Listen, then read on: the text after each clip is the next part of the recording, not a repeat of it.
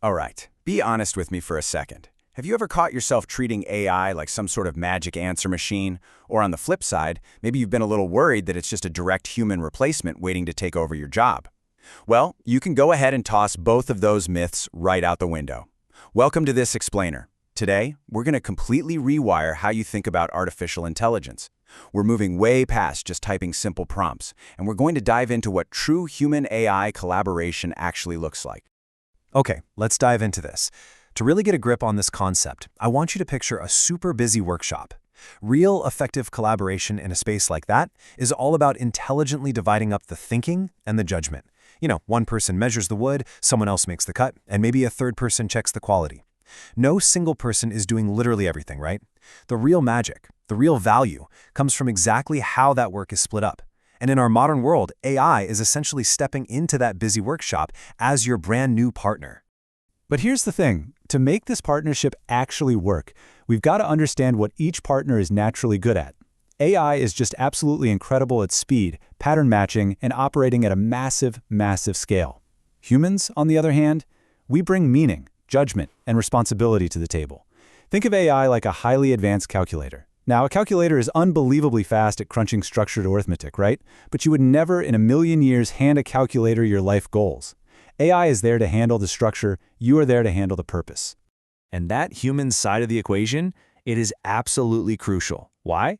Because we bring lived experience. A person can look at a messy, real-world situation and ask the hard questions. What actually matters here? What's the real goal? What would actually be fair in this scenario? It's kind of like a doctor reading a lab test. Sure, the AI might instantly spit out the raw number, but it's the doctor who looks at that number, applies the patient's unique history, the nuance, the context, and figures out the real truth behind the data. So when we start breaking down our daily tasks, they usually fall into one of three buckets: generating, evaluating, and deciding. Honestly, it's exactly like cooking in a busy kitchen. Generating is like prepping the ingredients, and AI is fantastic at chopping things up and opening up those initial options for us. Evaluating is tasting the food as it cooks. Humans have to lead here, mostly because, let's face it, AI has a pretty terrible sense of taste. And deciding? That's making the final call on whether the dish is safe to serve to a customer. And for sure, humans must always own that final decision. And this brilliantly illustrates a core principle we need to keep in mind. AI is really here to reduce friction, not just raw effort. Imagine you're trying to move a massive, heavy couch through a really narrow doorway. The main problem isn't necessarily the weight of the couch itself, it's the resistance of that tight space. AI steps in and essentially widens the doorway for you. It removes the friction of things like blank page syndrome or those endless repetitive drafting tasks, which suddenly makes all that heavy lifting completely manageable. But listen, as we use AI to reduce all that friction, we have to remember one golden rule. Our trust has to match the job, because AI outputs, they are definitely not all created equal. Ideas can be messy, first drafts are going to be incomplete, and AI's suggestions can be pretty uncertain. But decisions carry real-world consequences and require accountability. So the more serious the outcome of a task, the more you, the human, must stay firmly in control. Keep in mind, AI can sound incredibly confident even when it is completely dead wrong. Let's move to and see how this builds into actual workflows. Because if humans and AI are handling different types of work, what kind of collaboration patterns naturally emerge from that? Well, think of a busy film set. You've got the camera crew, the editors, the sound team, they're all doing the heavy lifting.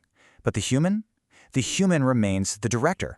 Let's walk through the four main collaboration patterns where you get to sit in the director's chair. All right, pattern one. This is probably the one you're most familiar with. The human leads and the AI supports. This is where you define the goal right up front, and the AI just acts as a super fast assistant, generating material on demand. A great example is a marketer asking an AI to draft a dozen catchy headlines. The AI is going to save you a ton of time, sure, but at the end of the day, you are the one who decides which headline will actually resonate with your audience. Now, in pattern two, the dynamic flips entirely. Here, the AI leads and the human corrects. In this scenario, think of AI as your eager junior draft partner for those highly repetitive tasks, like, say, summarizing a massive stack of long documents. Now, the real value here isn't that the AI flawlessly does the entire job for you from start to finish. Nope. The magic is that the AI gets you to something reviewable so much faster, freeing you up to just focus on the quality control. Okay, moving on to pattern three. This one is often completely invisible to us, but it is incredibly powerful. AI watches and the human acts. Imagine the AI as a dedicated lookout standing on top of a really high roof, endlessly scanning a massive landscape, looking for tiny signals of fraud or maybe filtering out mountains of spam. It's not making the final critical call, but it's narrowing your attention to exactly where it's needed, which is huge when you're dealing with massive scale. And finally, we have pattern 4, which is the human AI loop. I love this one because it's essentially an interactive sketching process. You give a quick direction, the AI generates a response, you see it and refine your goal, and you just bounce back and forth. This is absolutely brilliant for those fuzzy tasks that aren't fully clear at the starting line. In this loop, the AI isn't just finishing your thinking, it's actively helping you shape it in real time. Now, what's really interesting about this breakdown is how deliberate these choices are when we map them all out. We are actively matching the collaboration pattern directly to the conditions of the task. High trust and high risk, the human has to lead. Massive scale monitoring, the AI watches. You see, these aren't just arbitrary styles or personal preferences. They are highly calculated responses to things like uncertainty, risk, and the pure need for speed. And really, the hidden principle that ties this entire explainer together is brilliantly simple. You want to reduce the load exactly where it is cheapest to reduce. Think about it. If the burden of a specific task is all about volume, speed, or mindless repetition, then hand it over. Let the AI carry it. But if the burden heavily involves nuanced judgment, a sense of purpose, or real-world impact, then the human must carry it. It's all about smart splitting. So, what does all this mean for you? Well, it means you're no longer just a passive AI user. From here on out, you are a collaboration designer. The very next time you sit down at your desk to work, don't just ask yourself, should I use AI for this? Instead, take a hard look at the task and ask, what kind of work is this and who needs to stay in control? Because if you can answer that, you haven't just learned how to use a new tool, you've literally mastered the future of work.